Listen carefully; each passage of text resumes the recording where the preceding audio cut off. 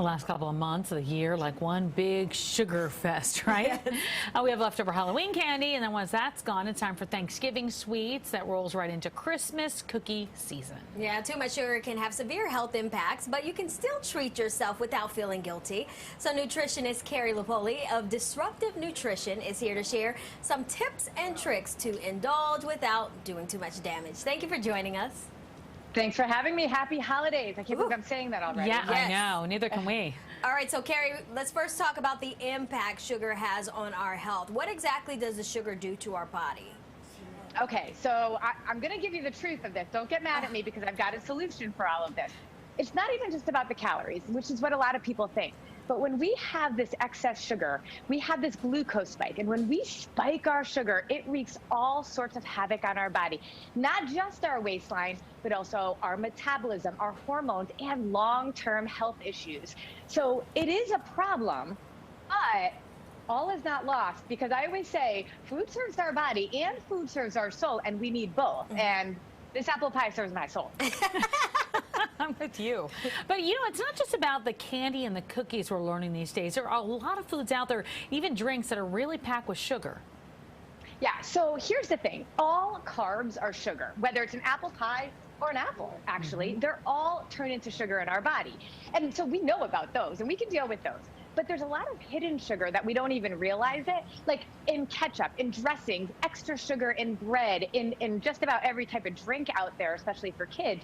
And so those are those hidden carbs that we don't always realize. But there's so many options out there now that don't need that sugar. There's a lot of ketchup out there, for example, that doesn't have added sugar. So we can look at labels and be smarter about that.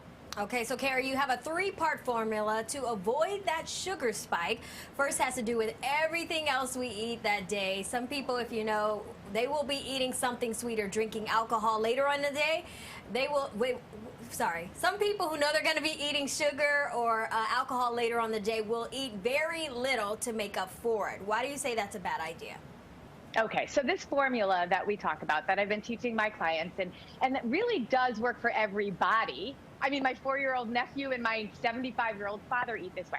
It's called PFC, and we eat every 3 to 4 hours a P, protein, a F, fat, and C, a carb. Yes, a carb, every 3 to 4 hours all day long. And that's because that's going to help regulate our blood sugar. Those carbs that spike our blood sugar, they also give us energy. They fuel our brain. But if we can counteract that with protein and fat at the same time, they're actually meant to be eaten together. You're going to be able to mitigate that sugar spike.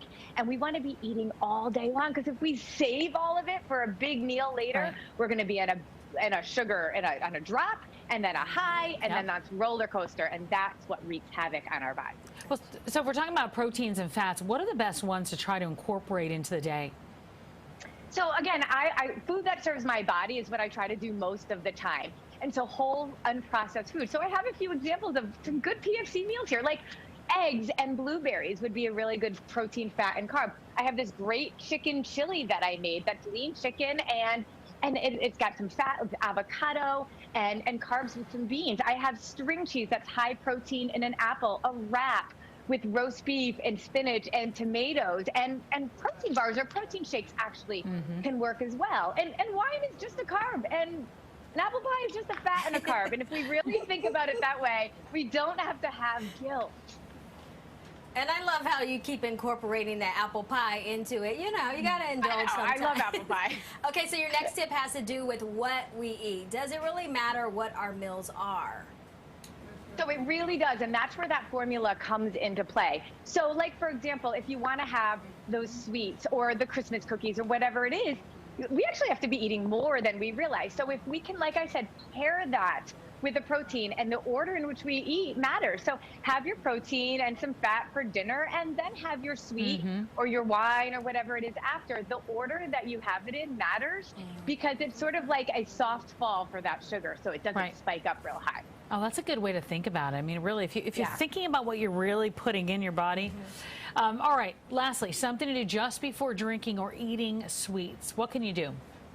So I like to say we do appreciation meals at Disruptive Nutrition. We don't do cheat meals, because cheat meal sounds like you're doing something wrong, right? But if you are going to have an appreciation meal and you do that every once in a while, no guilt, you appreciate it and enjoy it. But having a tablespoon of apple cider vinegar in some water beforehand is actually an amazing hack that will mitigate that really big blood sugar spike if you're going to go all out. Oh, that's a good one. Right. I feel like everyone's going to be like, oh, I can eat the whole apple pie. Right.